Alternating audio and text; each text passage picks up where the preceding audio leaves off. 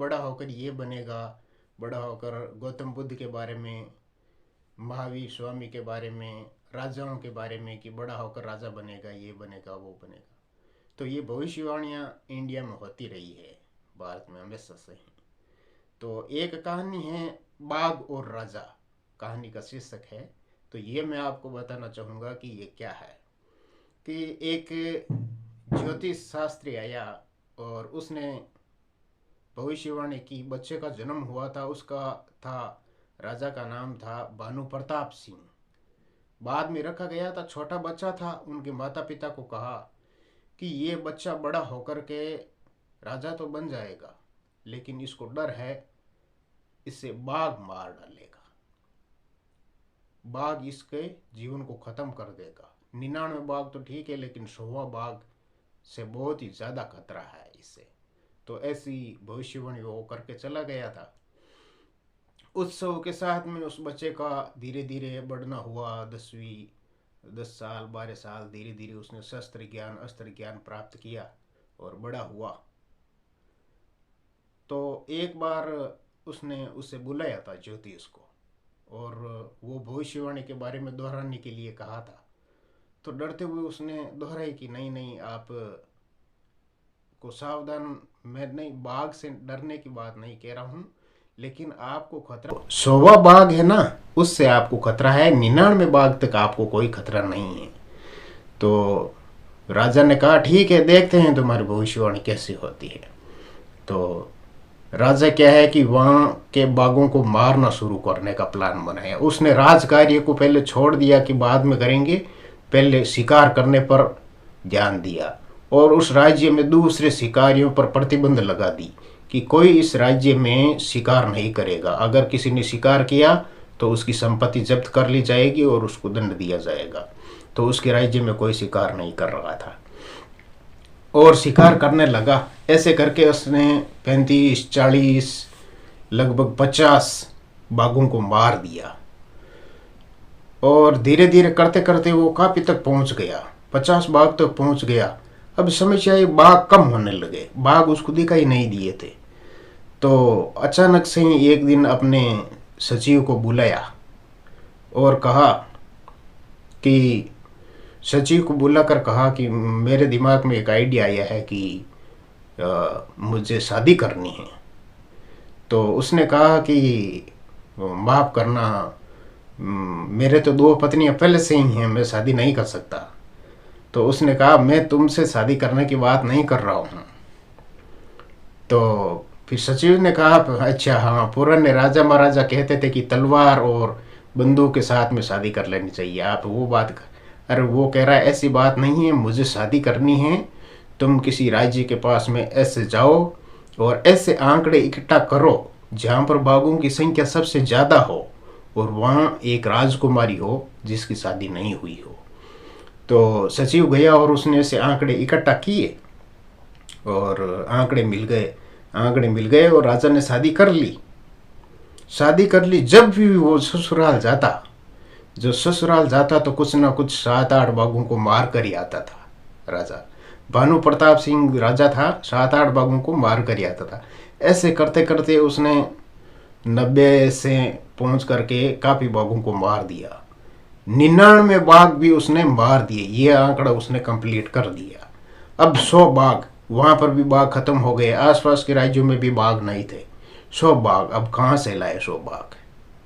बाघ को घूमते हुए वो एक जंगल में गया था अपने में, और घूमते घूमते काफी परेशान हो गया था। तो सचिव को बुलाया था और सचिव को डर था कि अब राजा को मिलेगा नहीं था, बाघ नहीं मिला तो क्या करेंगे। राजा बहुत गुस्से से था और उसने उसे बुलाया और कहा बाघ नहीं मिल रहे हैं, तुम ये राज कार्य छोड़ दो, अपना पद छोड़ दो और चले जाओ। ये धमकी सुन करके वो चला गया था। नहीं तो इसकी व्यवस्था करो, कोई बाघ के बारे में जानकारी प्राप्त करके मुझे दो। एक बाघ था जो उस सचिव के पास में कहीं से लाया हुआ था, वो उसके घर पर ही था। तो उसने उस बाघ को गाड़ी में धकेला और घसीटा। वो बाघ हिलने के लिए तैयार ही नहीं था, मानो कि मैं नहीं चलूँगा। लेकिन घसीटते घसीटते घसीटते वो जंगल में जहाँ राजा रहता है वहाँ पर उसने सचिव और उसकी पत्नी और कई लोगों की सहायता से उस जंगल में छोड़ दिया था। लेकिन राजा ने बाद में देखा था उस बाघ को राजा ने मार दिया था, और जुलूस के साथ में कि हाँ मैंने सोमा बाघ भी मार दिया है और वो उसकी भविष्यवाणी थी वो गलत हो गई। इस आनंद में राजा जो है वो अपने दरबार की किले की तरफ बढ़ने लगा, और जुलूस के साथ में लोग भी बहुत सारे साथ में थे और गाने बज रहे थे। लेकिन जो बाघ को ले जा रहे थे ना, उनमें से किसी ने देख लिया था बाघ की आंखों की तरफ। बाघ ने आंखें खोली और इधर उधर देखा तो एक को ध्यान आया था कि हाँ बाघ तो जिंदा है, लेकिन उसको डर था कि अगर ये बात राजा को बताई तो राजा मार डालेगा। इसलिए धीरे से उसने बंदूक निकाली और वहीं उस बाघ को मार दिया था। तो 99वां बाघ मारा राजा के द्वारा नहीं गया था, वो जो ले जा रहा था उसके द्वारा मारा गया था। धीरे धीरे राजा का बच्चा बड़ा हुआ और राजकार्य में काम करने लगा।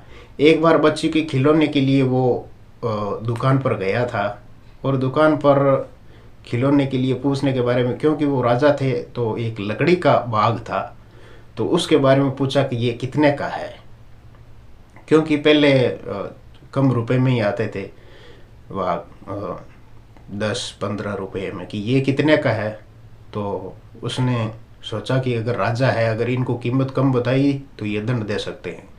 तो उसने जो 100 रुपये का बाग था उसकी कीमत बता दी कि ये तो 5,000 रुपये का बाग है और बहुत ही अच्छी लकड़ी से बना हुआ है और बहुत ही शानदार है और उच्च क्वालिटी का है, मतलब बहुत ही शानदार। तो राजा ने वो बाग खरीद लिया अपने बच्चे के लिए, क्योंकि ताकि वो उसे खेले। एक बार खेलते खेलते अपने बच्चे को खिलाते खिलाते राजा के उस जो लकड़ी का बाग बना हुआ था वो इतना अच्छा नहीं था। लकड़ी खुरदरी थी कहीं से, मतलब इतनी ठीक ढंग से नहीं थी उस जो लकड़ी का बाग था। तो उसकी सूली राजा के कहीं त्वचा पर चुभ गई थी, सूली चुभ गई थी और संक्रमण उसका फैल गया था, काफ़ी बॉडी में संक्रमण फैल गया था। धीरे धीरे वैद्यों को बुलाया था और लेकिन उपचार नहीं हो पा रहा था। वैद्यों को बुलाया लेकिन उपचार हुआ नहीं। ऐसे करते करते राजा को अंततः उस संक्रमण के कारण से पूरे शरीर में जहर फैल गया और उनकी वही मृत्यु हो गई। ये कहानी थी ज्योतिष में उस भानु प्रताप ने कि ऐसी की जिद की थी। तो ये 100वां बाघ था जिसने राजा को मार दिया था। यह बाघ था लकड़ी का। तो भविष्यवाणियां भारत में इतनी प्रबल होती थी जिनके ऊपर दृढ़ विश्वास किया जाता था लोगों को द्वारा, और अभी भी विश्वास है काफी लोगों को। Thank you. मैं राजेंद्र बाना।